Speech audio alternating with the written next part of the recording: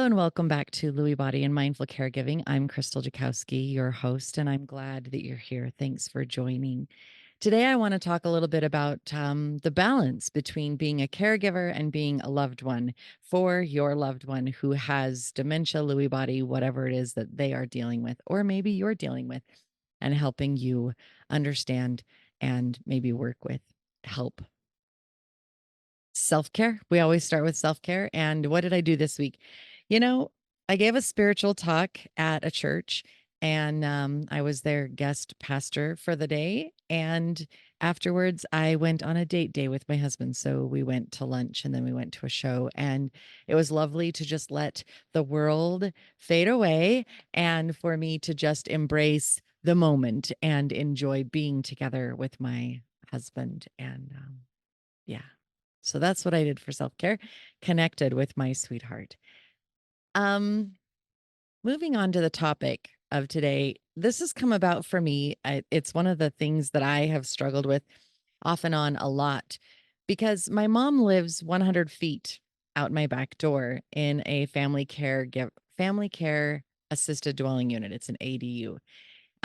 It's 700 square feet. It's nice and it's perfect size for her. And I built it, designed it with the intention of who she was and the fact that I knew that she would decline. I knew that she would be aging in that place and I wanted to make it so that she could be there as long as absolutely possible. Um so there's extra squishy carpet in the bedroom and thick pad as well. So if she falls out of bed, it's not going to be as painful or hurtful as if she would fall out of bed onto a hardwood floor, for example. The living room and kitchen is big enough, but it's also small enough that the way that things are arranged, she can do what they call couch surfing. She can reach from thing to thing to thing to give her stability. She does not want to use a walker. She doesn't want to use a cane. She has that insecurity and belief that if she's using a walker or a cane, that means she's old. She can't take care of herself. So she's fine couch surfing because see, I can do it and I can live on my own and I'm still independent and I don't need the extra support from something else. So she goes from couch to end table to her dining room table to the kitchen counters, whatnot. So she's able to, as she has these dizzy spells or the hallucination, the crawlies that she calls them, intensify, she can still get from place to place if she needs to. As she is 100 feet out my back door, it means that I can be out there every single day. I can be at her beck and call. I can be right there if there's a problem. If she's in pain in the middle of the night, she could call me and I could be right there. On the one hand, this is great because I am right here. I am present and I am able to help out. On the other hand, it means that I'm right here, which means she can call me anytime. Now, there are some people that deal with their loved ones in a home or a facility, whether it's their own home or a memory care facility, that call relentlessly anyway. They may not realize that they continually call. The loved one just picks up the phone and constantly needs something. And I understand that this can be an unbelievably frustrating thing, having your loved one continually call and interrupt your day. The only advice I have in that instance is allowing some of those calls to go unanswered. It's okay. You're not neglecting your loved one. You're actually doing a little self-care by taking care of you. And if there's really something that's a big problem, if she's living in a facility, they're going to call you. They're going to let you know that something is up. So, um, being right here with my mom, she knows when I'm at home and she knows when I leave. She watches my car drive off. And sometimes she calls me and says, "Hey, where are you going? What are you doing today?" And sometimes she just waits until I come back and touch base with her. And she's like, "So, what did you do? I saw you leave." So I have this little this little bird over my shoulder watching my moves, watching what I'm doing. It's like a teenager. I have to sneak out of the house if I want to go somewhere and not let her know, which it really doesn't matter. She can watch that I'm leaving. It's okay. But sometimes I do feel a little bit like a kid being watched. And every now and then, some of her comments come off as, "You're not spending enough time with me. You're not here often enough." She'll say to me, "You're so busy."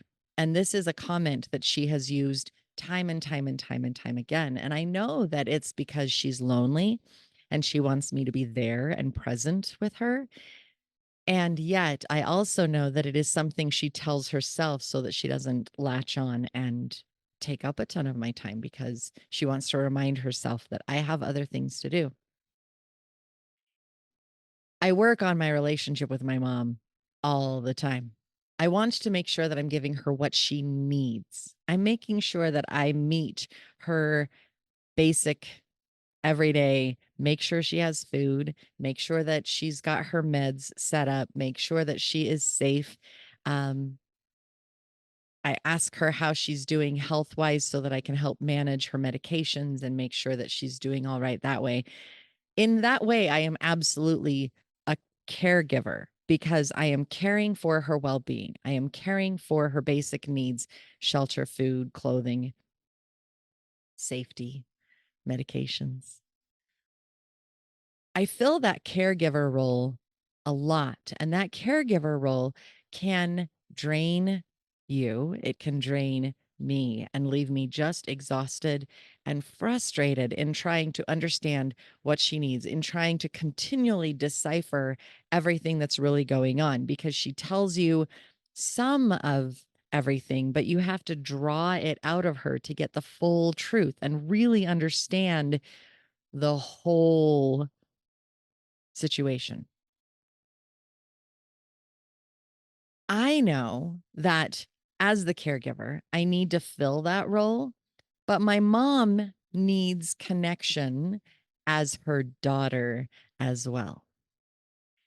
So I need to make sure that I fulfill the caregiver role and say, all right, I have done that. And then recognize when I'm shifting over to being her family member, her loved one, her daughter.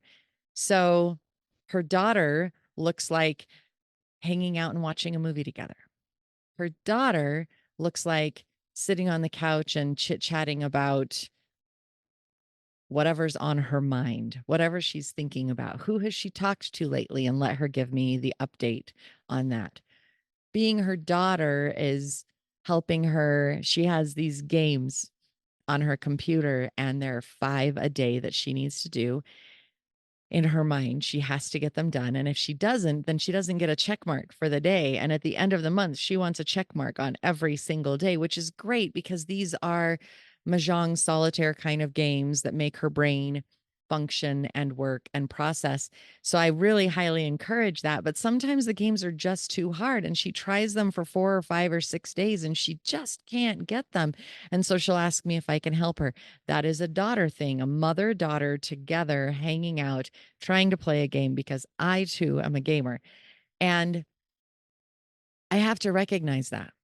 I have to pull out of the caregiver and be that loved one, that daughter, so that number one, I can have a connection with my mom, so that I can be there, be loved, and give love on that level as a loved one.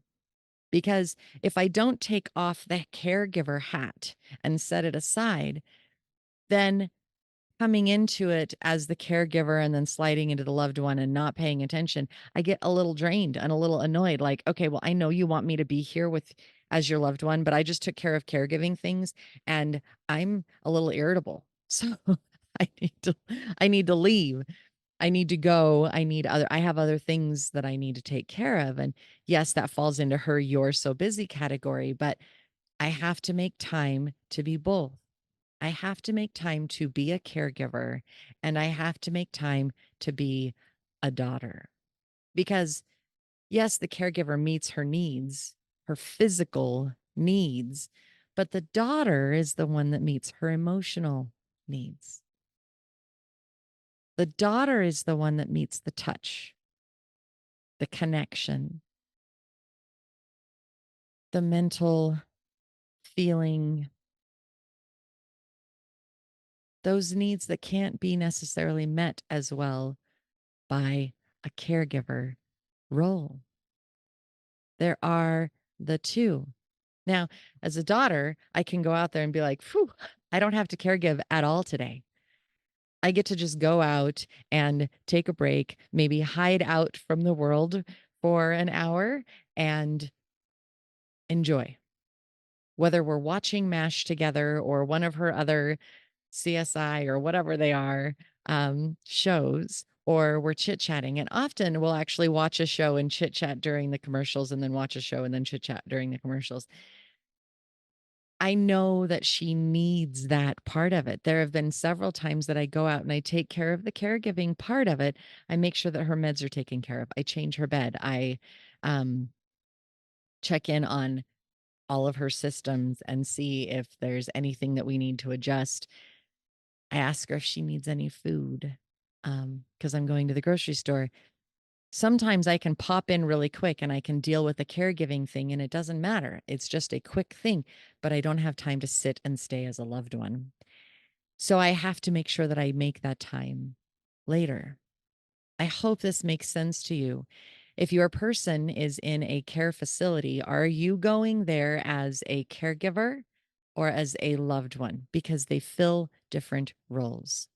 If you visit your parent or loved one at their home more frequently, how are you going in? What hat are you wearing? Because on the one hand, you think that the caregiver is meeting their needs, is taking care of things, and they are, but they're not taking care of all of the needs because the caregiver doesn't necessarily take care of that emotional reassurance. Hey, I love you and everything's okay. And I know that this is hard and rough, but we're getting through it together.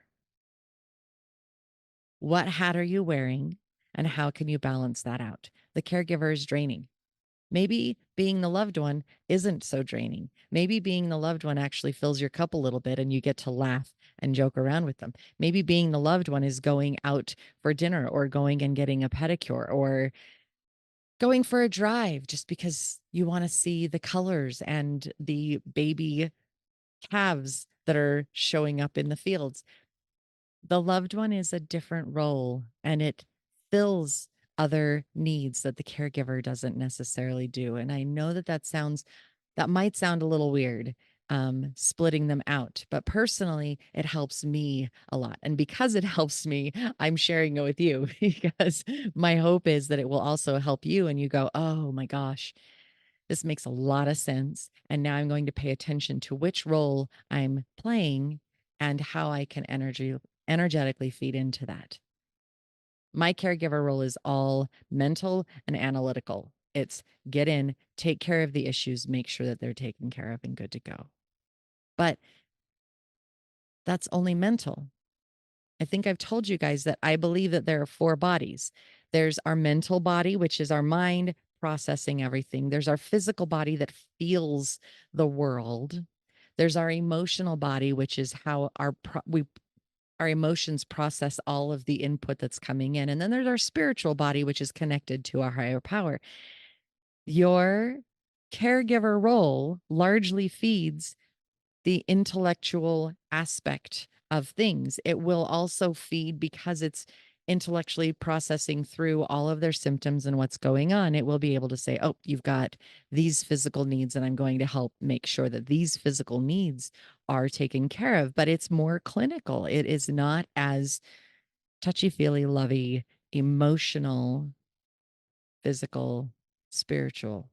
So the two roles serve different meanings, different purposes. They help your loved one in different ways. They also drain you or fill you in different ways. So take a minute, step back, Look at where you're at. Look at how you are helping your loved one, what you are working on, what you are giving to them, and see if paying attention to that hat, which one you're wearing, helps to shift the drainage a little bit, helps to make you say, you know what? It's okay. I've got this. Not a big deal. I'm going to put this one aside and put this one on. I think that's everything I have to say for today. I hope you have a wonderful day. I hope that you take care of yourself. I hope you give yourself an extra hug and I just take a pause and be in the moment. Give your loved one an extra hug because human touch is so very important for every human being. It really does help people thrive instead of decline. And I'll see you again next week on Lewy Body and Mindful Caregiving. Until then, take care.